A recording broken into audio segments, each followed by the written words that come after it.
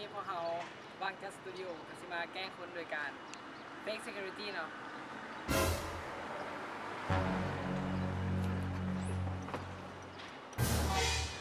สิเป็นจะไดไปเบิ่งกันเลย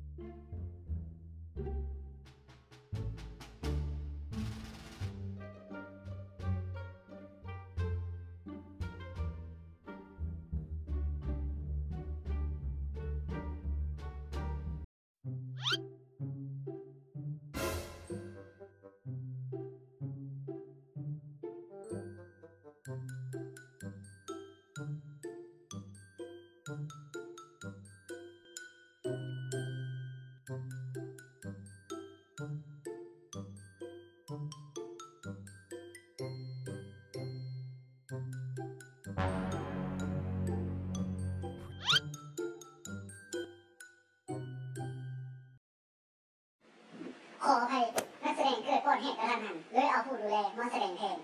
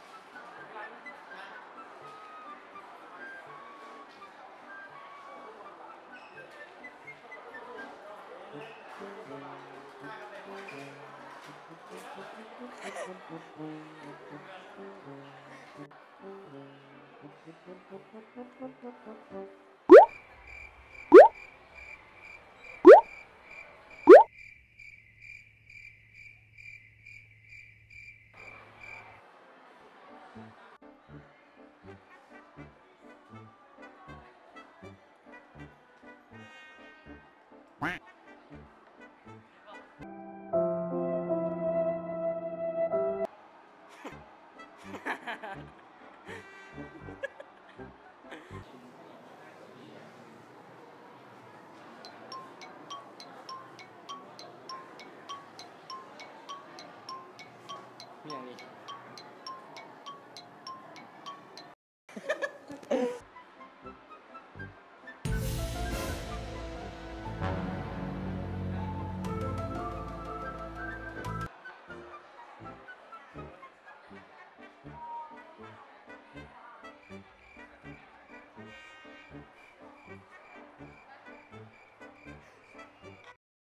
จบไปแล้วเนาะสำหรับคลิปแกล้งคนของพวกเราถ้าท่านถูกใจกดไลค์กดแชร์กด Subscribe เพื่อเป็นกำลังใจให้พวกเราเด้อในคลิปต่อไปอยากให้พวกเราเฮ็ดหยังคอมเมนต์ทางรูมได้เลยสำหรับวันนี้สบายดี